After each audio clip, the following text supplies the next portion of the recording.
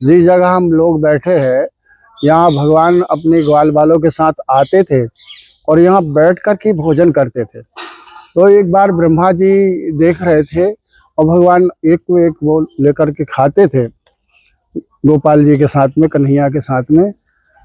तो ब्रह्मा जी के मन में ऐसी भ्रांति आई कि ये भगवान तो हो नहीं सकते। तो बोले यार झूठ मूठ किसी का समझ में नहीं आ रहा, वो उससे ले रहा है, वो उससे ले रहा है, वो उससे ले रहा है।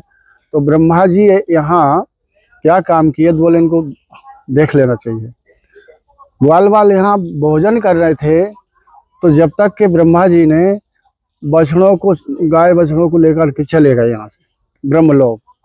जब ब्रह्मलोक चले गए, भगवान ने देखा कि यहाँ तो सब चले गए, लेकिन भगवान को तो लीला करना था।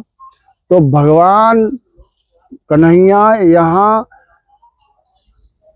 ग्वाल बाल भी बने और गौ बछड़ा भी बने। यहाँ तक आता है कि वो लकोटी थी, वो लकोटी तक बने भगवान। वहाँ एक प्रश्न और है, गोपियों का ये था कि हमारे लाला हमको हमारे पास रहवे।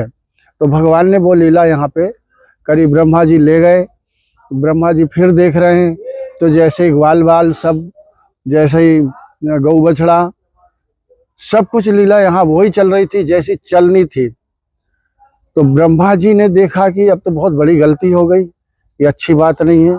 तो ब्रह्मा जी यहाँ पे क्षमा याचना मांगने आते हैं भगवान से, यहाँ पे यहाँ। लेकिन ब्रह्मा जी को क्षमा किया नहीं भगवान ने। क्यों नहीं किया? और ऐसा नहीं बोले 40 श्लोक में ब्रह्मा जी ने स्तुति की भगवान की, लेकिन भगवान ने क्षमा नहीं किए, इंद्र को क्षमा कर दिए।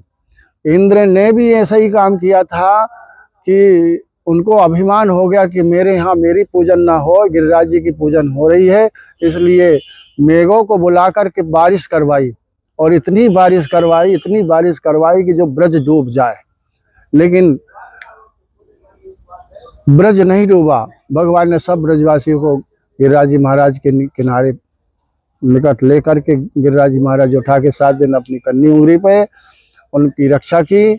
जब बारिश बंद हुई तो इंद्र देखने आए, तो इंद्र ने कहा कि यहाँ तो कोई सूखा पड़ा हुआ है। इसी को कहते जहाँ पानी वहाँ सूखा। ऐसे ये ब्रज की लीला है। तो भगवान ने इंद्र को क्षमा कर दिया। इंद्र को क्यों क्षमा किया?